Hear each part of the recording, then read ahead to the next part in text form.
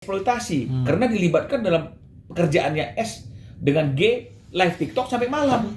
Nah, jadi inilah yang membuat akhirnya Ruben berpikir ya saya tunda aja dulu karena harus clear. Ya jangan sampai nanti anak ini juga nggak bisa menghargai orang tuanya kan begitu ya. Nah jadi kembali lagi kepada konteks tidak aman tadi itu, coba bayangkan kalau misalnya anak yang di bawah umur ini berada di lingkungan yang tukang sindir, ya tukang ngomongin hal-hal yang tidak pantas gitulah misalnya ya di area publik, seperti misalnya mengatakan cong gitu ya. Sementara dia adalah ayah dari anak-anak itu kan begitu. Kemudian disebutkan lagi dengan kata-kata hewan kan begitu. Di ruang publik udah seperti itu, apalagi di ruang yang tertutup kan begitu. Nah, itulah orang-orang yang ada di sekitar anak-anak ini. Belum lagi ketika anak-anak ini menurut Ruben dieksploitasi karena dilibatkan dalam pekerjaannya S dengan G live TikTok sampai malam. Ya, bahkan kemarin ada postingan bagaimana mereka di tempat tidur bersama, padahal tempat tidur itu kan di area private nih. Semuanya wanita, walaupun anak itu masih kecil kan harusnya diajari dari kecil tentang adanya batasan-batasan. Apalagi belum ada ikatan kan gitu, dengan alasan apapun kan begitu ya. Disuruh untuk pijat-pijat punggungnya gitu misalnya. Ya jadi kan ini kan udah sesuatu hal yang artinya menurut Ruben ini sudah kelewat kan begitu ya.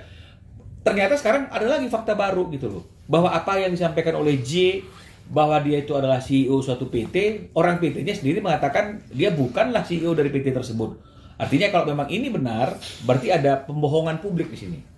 Ya, ada kebohongan. Nah, jadi artinya sangat menyedihkan jika hari ini anak-anak ini berada di lingkungan orang dewasa yang nggak dewasa, yang suka sindir, suka menghina, tambah lagi tukang bohong. Nah, jadi inilah mungkin korelasinya kepada Ruben. Tapi kalau mengenai masalah hal-hal yang lain, seperti yang tadi saya katakan, tidak ada korelasinya. Ya, Bang. Kemarin juga kan sempat nanya ke Onyo, kalau Onyo itu sempat bilang ke karyawan-karyawan untuk tidak ngomong jahat-jahat lah di rumah Ruben Onsu yang dibangun itu. Dan Onyo itu memantau lah lewat sosmed itu, mungkin emang ada arahan dari Ruben untuk bilang itu atau Onyo emang nggak inisiatif ada sendiri? Setahu saya nggak ada. Ya Ruben itu kan bukanlah orang yang suka mempengaruhi ya. Karena kalau memang misalnya Ruben suka mempengaruhi, artinya kan bisa saja dari awal kita lihat bagaimana kedekatan Ruben dengan anak-anaknya. Ya dulu kan seperti itu, yang menghantar sekolah semua segala macam. Ada terjadi apa-apa dengan anaknya, dia garda terdepan. Ada bullying terhadap anaknya, dia garda terdepan. Jadi sebenarnya ketika dia sudah merasa atau ketika akan ada perceraian, sebenarnya kan bisa saja dia di situ mempengaruhi anak-anaknya untuk tidak menyukai ibunya, kan begitu ya. Tapi kenyataannya kan tidak. Ruben fair-fair saja. Onyo juga pada awal-awal perceraian ikut sama ibunya, juga Ruben nggak jadi masalah dia sendiri. Tapi kalaupun hari ini setelah Onyo memutuskan untuk ikut sama Ruben, itu kan karena keputusan Onyo sendiri yang sudah, menurut kita kan sudah cukup dewasa, yang bisa mengambil keputusan sendiri. Ya setelah dia melihat mana yang menurut dia baik dan mana menurut dia benar kan begitu. Kalau anak-anak yang lain kan masih kecil, dia di bawah umur, masih di bawah kendali orang tuanya kan begitu. Nah jadi kalau misalnya kemudian Onyo mengatakan atau memberikan peringatan di media sosialnya yang mengatakan tolong dong para pekerja di rumah itu jangan ngomongin yang jelek-jelek ya terhadap tentang ayahnya Onyo kan gitu Ruben. Artinya kan ini semakin membuktikan, semakin memperkuat dugaan bahwa anak-anak ini berada di lingkungan yang tidak aman.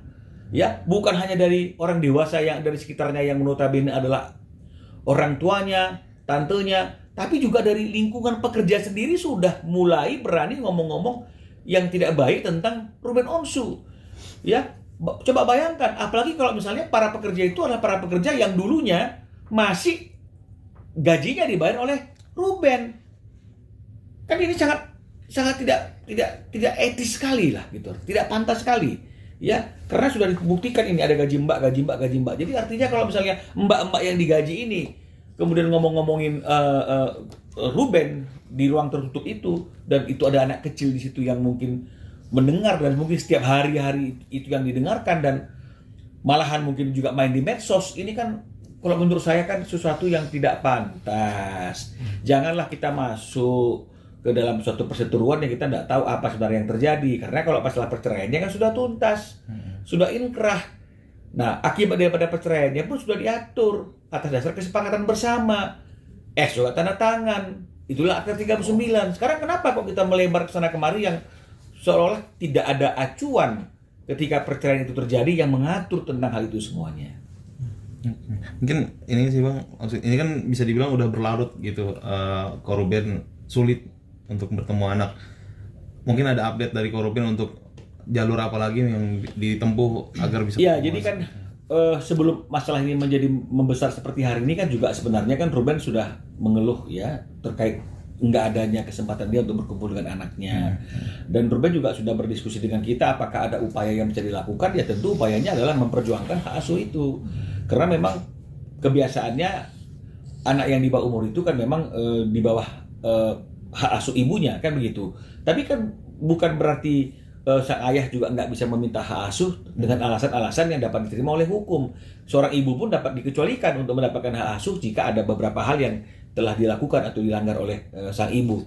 Dan dalam perkara yang ada di Indonesia ini kan juga nggak sedikit ketika ada perceraian anak itu jatuh dalam pengasuhan ayahnya. Jadi saya bilang itu hal-hal yang biasa saja yang mungkin bisa terjadi kalau memang ingin dilakukan. Nah, sekarang ini kan masalahnya jadi berbeda karena sudah melebar dan akhirnya semua sudah terbuka dalam ruang publik. Bagaimana anak itu sebagian masyarakat berpikir dieksploitasi sehingga banyak foto-foto video-video lama diungkap lagi dan kemudian dalam unggahan itu tolong selamatkan anaknya kan begitu ya, dan banyak yang nge-tag ke saya juga, nge-DM ke saya juga ke Ruben agar kami memperjuangkan anak-anak itu hak asuhnya jatuh ke tangan Ruben. Karena masyarakat juga setuju dari melihat itu semuanya anak-anak ini tidak aman dalam tangan ibunya. Ya. Jadi dorongan-dorongan itu semakin kencang kan begitu. Nah, jadi setelah itu terjadi Ruben memang sudah kembali mencoba membicarakan tentang mekanismenya kan begitu ya. Artinya bisa kita lakukan, kita upayakan karena ini adalah negara hukum, semuanya pasti ada jalan keluar secara hukum juga untuk mencari solusinya. Hanya saja Ruben masih belum memutuskan kapan waktu itu momentum itu dilakukan, upaya itu dilakukan karena dia masih berharap ini bisa diselesaikan dengan cara kekeluargaan seperti yang dari awal. Itulah yang menjadi harapannya dia. Makanya dia menunggu begitu lama.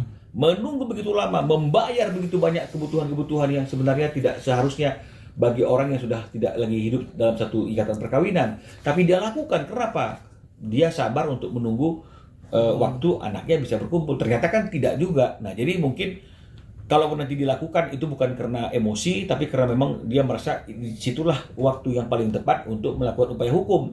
Dan memang kalau menurut perhitungan kita bahwa kalau misalnya itu dilakukan saat ini, di saat masalah ini menjadi perhatian masyarakat luas, publik, semua segala macam, hampir semua orang tahu situasinya, banyak fakta-fakta. Kalau ini dilakukan, mungkin ini akan sedikit lebih baik ya, karena mungkin akan terbuka peluang Ruben akan mendapatkan putusan yang memberikan dia hak untuk mengasuh anaknya. Seperti itulah kira-kira.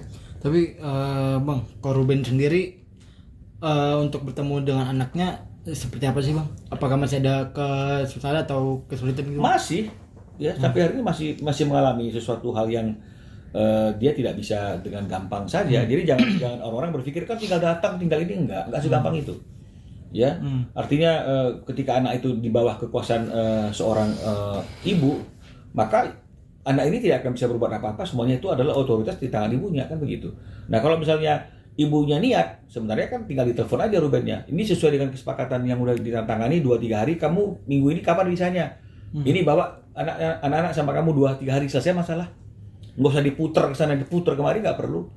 Nggak usah kita bilang, oh 6 bulan nggak diberikan loh. Ketika diberikan nggak ngomong-ngomong. Ketika nggak diberikan ngomong-ngomong gitu loh. Padahal nggak diberikan pun ada alasannya. Nah, jadi sebenarnya kan ini simple saja.